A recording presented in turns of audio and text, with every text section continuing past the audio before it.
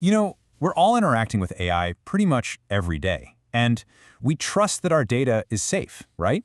Especially once it's turned into this big anonymous string of numbers. It's supposed to be like a secret code.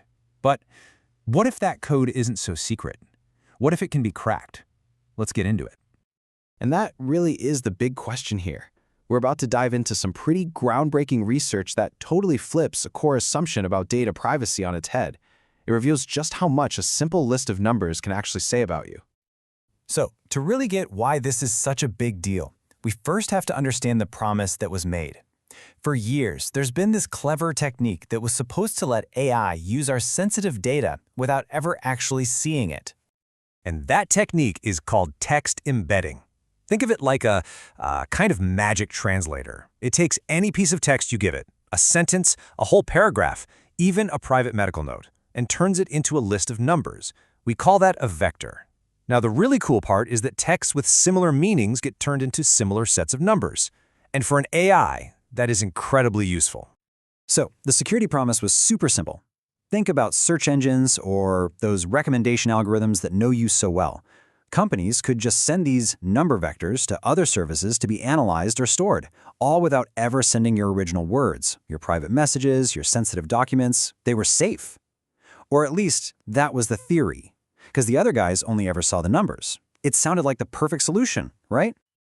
Well, a group of researchers at Cornell decided to, poke at that promise. They asked a really simple but incredibly powerful question. What if this whole process isn't just a one-way street?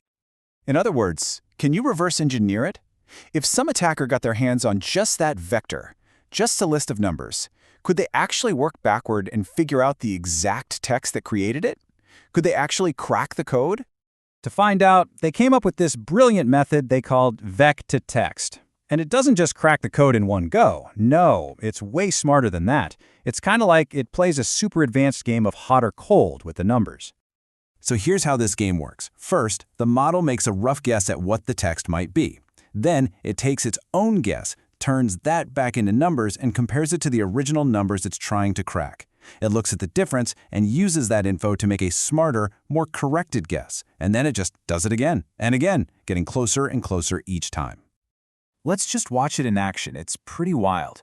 So the model gets a target vector from a Wikipedia entry. Its first guess is, well, it's okay. It gets the name right, but the details are kind of messy. The similarity score, which is just how close its numbers are to the original, is 0.85.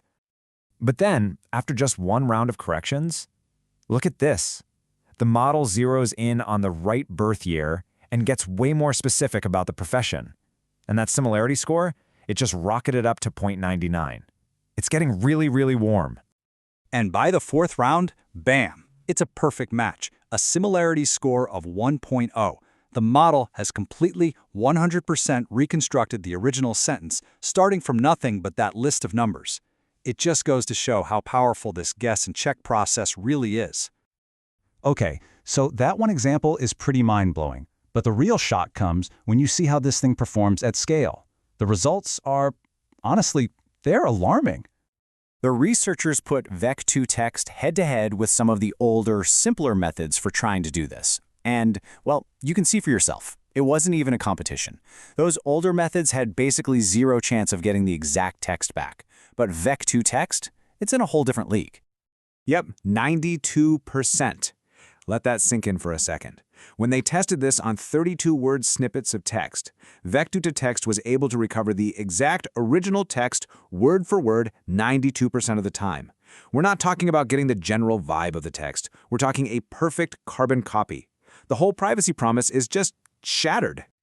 And this is where the stakes get even higher. The researchers then pointed their method at vectors that came from a database of clinical notes. I mean, this is some of the most sensitive personal data you can possibly imagine. And the result?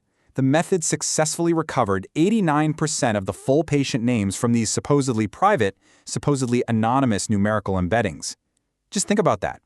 Data that was turned into numbers specifically to hide someone's identity was re-identified with almost 90% accuracy. It's staggering. So you can see where this is going. The implications of these findings are absolutely massive. It basically forces us to completely rethink how we handle data privacy in any system that uses this kind of technology. The researchers themselves put it pretty bluntly in their paper. They say that an embedding isn't anonymous at all. It needs to be treated with the exact same level of security as the original text because it can leak just as much sensitive information. Okay, so the obvious question is, can we fix this? Can we defend against this kind of attack? The most straightforward idea is to just add some random noise to the numbers to try and throw the algorithm off track. But this leads to what's basically an impossible trade-off. See, if you only add a little bit of noise, the AI can still do its job pretty well, but the text is still totally vulnerable to being reconstructed. But if you add a lot of noise, yeah, you protect the text's privacy, but you've scrambled the numbers so much that the AI can't do its job anymore.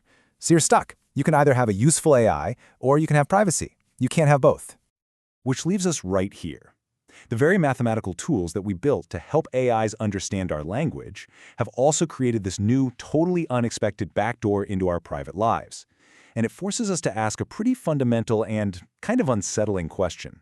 If even a list of abstract numbers can be forced to confess our secrets, what does privacy even mean anymore in the age of AI?